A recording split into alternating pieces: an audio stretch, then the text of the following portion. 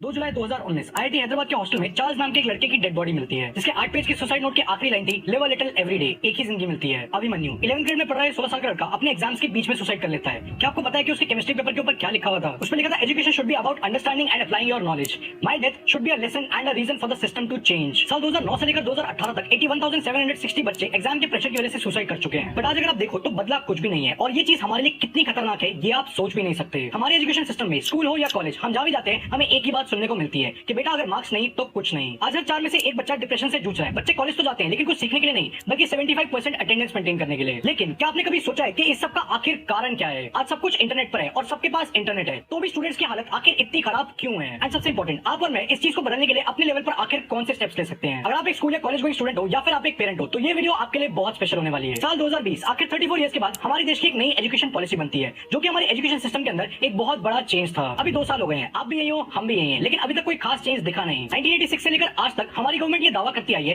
कि हर साल वो हमारी जीडीपी का 6% सिर्फ और सिर्फ एजुकेशन के ऊपर खर्च करती है। हमारा एजुकेशन सिस्टम इतना ज्यादा जबरदस्त है कि ना तो उसमें एजुकेशन है और ना ही सिस्टम। लेकिन क्या आपने कभी सोचा है कि आज देश का बच्चा बच्चा जिस चीज का शिकार है उस चीज की आखिर शुरुआत कैसे हुई थी? तो ये कहानी शुरू होती है 1835 के अंदर, जब भारत के ऊपर ब्रिटिशर्स का राज था। ब्रिटिशर्स की बनाई ईस्ट इंडिया कंपनी ने भारत के अंदर ट्रेड के बहाने घुसकर सारी चीजें अपने कंट्रोल के अंदर तो ले ली थी, लेकिन उनके इस इन्वेजन का मेन पर्पस था बिजनेस और प्रॉफिट। अब क्योंकि उस वक्त तक ज्यादातर इंडियंस ना तो ईस्ट इंडिया कंपनी के हिसाब से स्किल्ड थे और ना ही उनको इंग्लिश बोलना आता था, जिस चीज के चलते ईस्ट इंडिया कंपनी को अपना ये गोल अचीव करने में दिक्कत आने लगी। एंड इसके बाद they decided to play long term.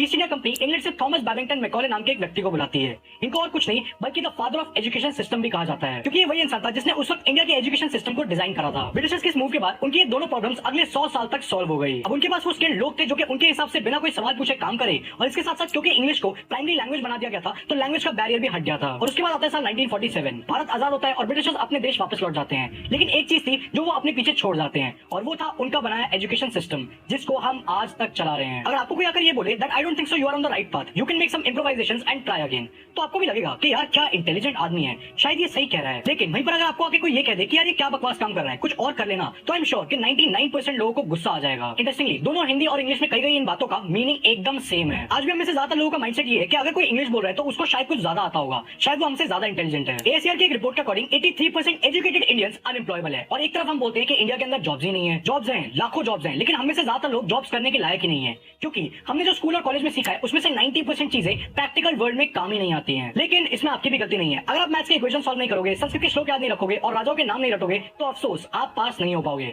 और ये दुनिया आपको अनपढ़, जाहिल और गवार कह के बुलाएगी। तो क्या हुआ अगर हमारा एजुकेशन सिस्टम हम सबको इंटेलेक्चुअली बैंकरप्ट बना रहा है? आखिर इस चीज में इतने सारे लोगों का करोड़ों रुपए का फायदा जो छुपा है। क्या आपने कभी ये बात सोची है कि आपके टीचर्स ने हमेशा आपको ये बात क्यों बोली है कि अगर आपके मार्क्स नहीं आए तो आपकी जिंदगी एकदम खराब जाने वाली है? अगर आपके मार्क्स नहीं आए तो आप लाइफ में कभी भी सक्सेसफुल नहीं हो पाओगे, और ये दुनिया आपको कभी भी इज्जत नहीं देगी। ऑनेस्टली इस चीज में उनकी भी कोई गलती नहीं है, क्योंकि उनकी लाइफ का 75% टाइम स्कूल और कॉलेज के अंदर ही जाने वाला है। एंड इंटरेस्टिंगली उनके खुद का करियर भी आपकी एकेडमिक परफॉर्मेंस के ऊपर बहुत ज्यादा डिपेंडेंट है, क्योंकि एक टीचर का करियर तभी बनता है जब उसके स्टूडेंट्स अच्छा परफॉर्म करते हैं, अच्छे मार्क्स लाते हैं। आज इंडिया में एजुकेशन एक हार्डकोर बिजनेस बन गया है। जगह जगह पर कॉलेजेस खुल गए हैं जो बच्चों से लाखों रुपए की फीस लेकर उनको डिग्री दे देते हैं, लेकिन जब वो बच्चा उस कॉलेज से पढ़कर बाहर निकलता है तो उसको कोई एम्प्लॉय नहीं करता, क्योंकि उसके पास वो स्किल्स ही नहीं होती जो कि एक्चुअली में प्रैक्टिकली फील्ड के अंदर काम करने के लिए रिक्वायर्ड है। क्या आपने कभी ये सोचा है कि हर एक कोचिंग सेंटर जिसके अंदर 200 से 300 बच्चे होते हैं, उनके पास सिर्फ 3 से 4 बच्चों की फोटो आखिर क्यों लगी हुई होती है? आखिर कौन है वो बच्चा? क्या वो शर्मा जी का लड़का तो नहीं? Well let me tell you, ये वो बच्चा होता है जो कि बिना ट्यूशन के ऑलरेडी 90 to 95% मार्क्स ला रहा होता है। वो ट्यूशन से इसलिए ज्वाइन करता है ताकि उसके स्टडी रूटीन में एक रेगुलरिटी बनी रहे, और जब ये बच्चा 95 या 98% आता है, जो कि इसके बिना ट्यूशन जाए भी आ जाते, तो इन ट्यूशन सेंटर्स को मिल जाता है अपना नया ब्रांड एम्बेसडर,